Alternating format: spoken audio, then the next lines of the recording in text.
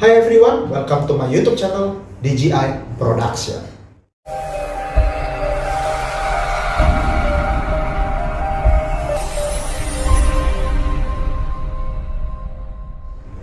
Perkenalkan, nama gue Giovanni. Di video kali ini gue akan menceritakan tentang pengalaman-pengalaman horor atau mistis yang diceritakan oleh salah satu teman gue. Kejadian ini terjadi sekitar 15 tahun yang lalu. Sebut saja namanya Franz. 15 tahun yang lalu, Franz dan teman-temannya mengikuti acara live-in yang diadakan oleh sekolahnya. Acara live-in ini berlokasi di area Jawa Barat dan berlangsung selama 4 hari 3 malam. Di hari yang telah ditentukan, Franz dan teman-temannya beserta para panitia berangkat menuju ke lokasi live-in, dan mereka sampai di lokasi sekitar pada malam hari. Sesampainya di lokasi, Franz dan teman-temannya langsung mengikuti kegiatan yang diadakan oleh para panitia hingga larut malam, dan akhirnya mereka beristirahat di tempat yang telah disediakan oleh para panitia. Keesokan harinya, para panitia membagi peserta anggota live-in sebanyak 2 orang tiap masing-masing kelompok. Di sini, Franz sangat beruntung karena Franz kelompok dengan salah satu teman dekatnya yang bernama Bobby. Bobby adalah seseorang yang kaku, pendiam, dan pemalu. Sangat berkebalikan dengan Franz. Franz adalah sosok orang yang supel, pandai bergaul, periang, serta humoris.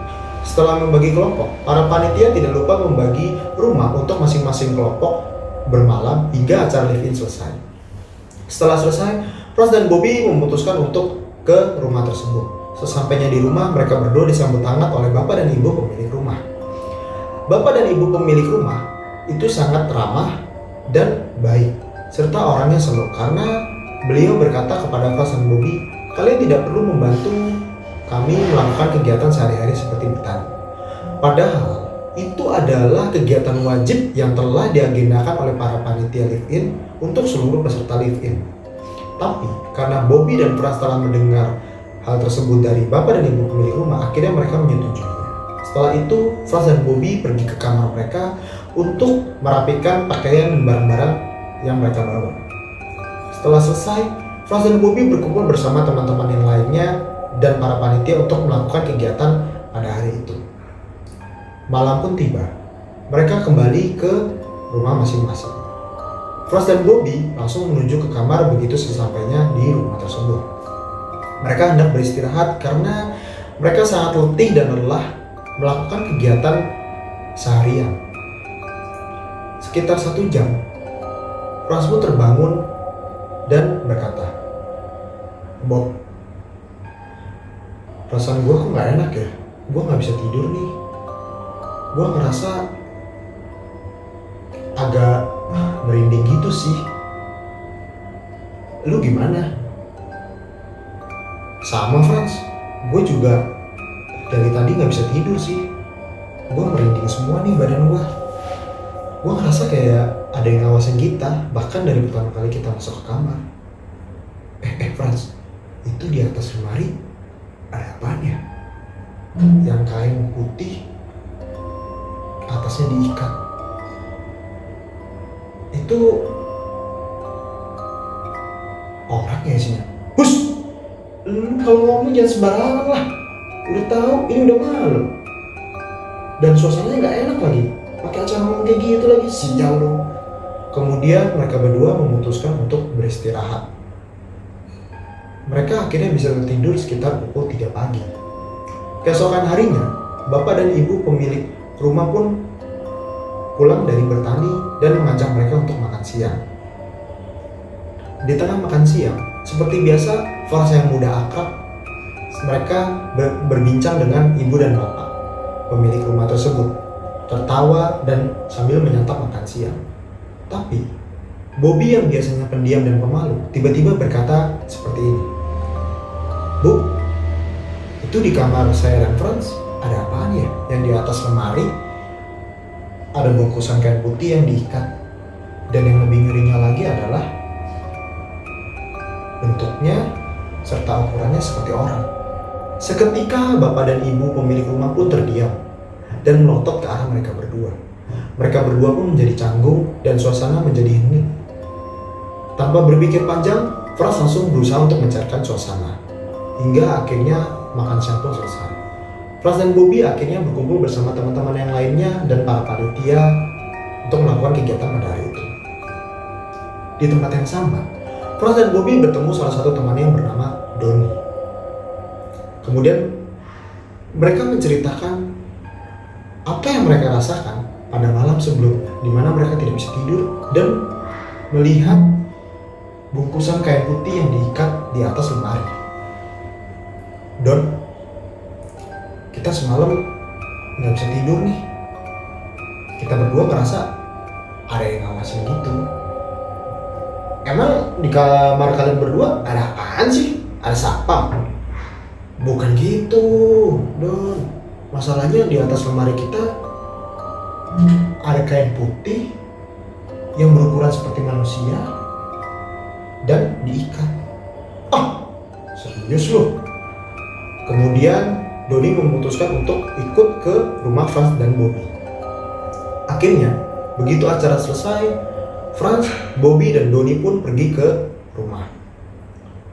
Sesampainya di rumah, Donnie yang tidak sabar ingin melihat isi dari kain putih tersebut langsung bergegas bersama Bobby dan Franz menuju ke kamar tersebut.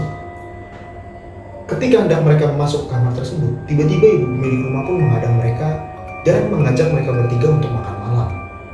Akhirnya makan malam pun terjadi. Di saat makan malam berlangsung, tiba-tiba Donnie berkata seperti ini, "Bu, itu yang ada di kamarnya Franz dan Donnie di atas lemari, apaan sih, Bu?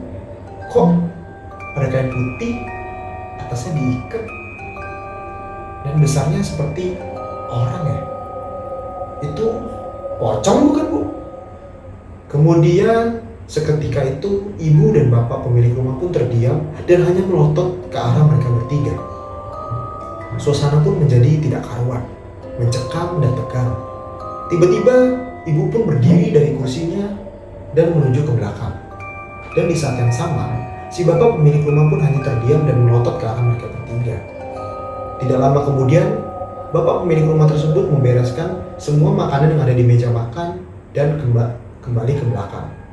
Karena situasi yang sangat tidak kondusif, akhirnya Donnie memilih untuk cabut dari rumah tersebut. Kemudian, Franz dan Bobby akhirnya pergi ke kamar karena mereka merasa letih dan ingin beristirahat.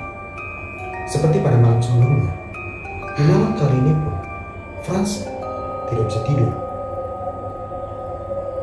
Akhirnya, dia memutuskan untuk merem, memejamkan mata supaya dia bisa tidur.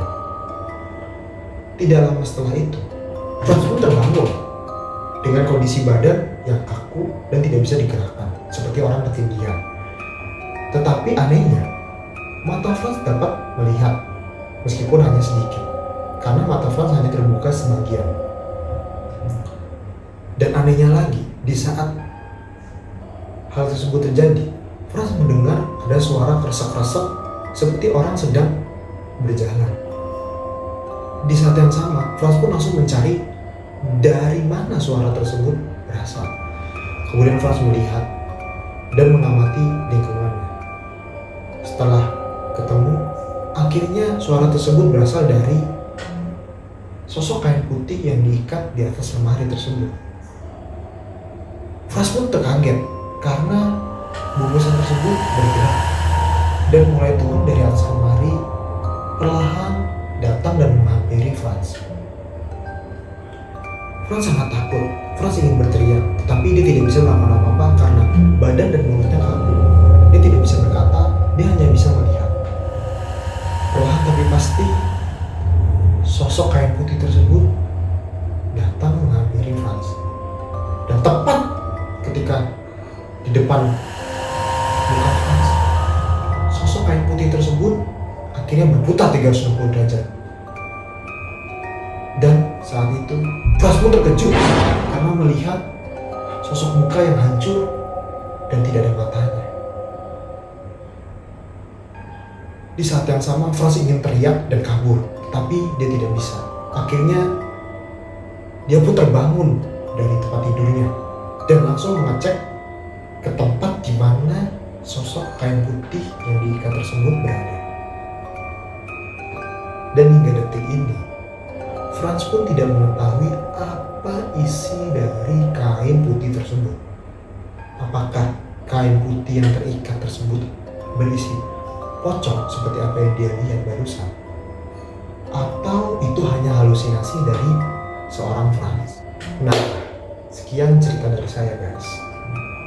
Menurut kalian, apakah cerita yang baru saya sampaikan barusan adalah cerita asli atau real, atau hanya cerita fiktif belaka? Kalian bisa komen di bawah ini. Dan apabila kalian memiliki pengalaman horor seperti cerita yang barusan saya sampaikan, kalian boleh komen di bawah ini. Oke, sekian cerita dari saya. Thank you for watching and see ya.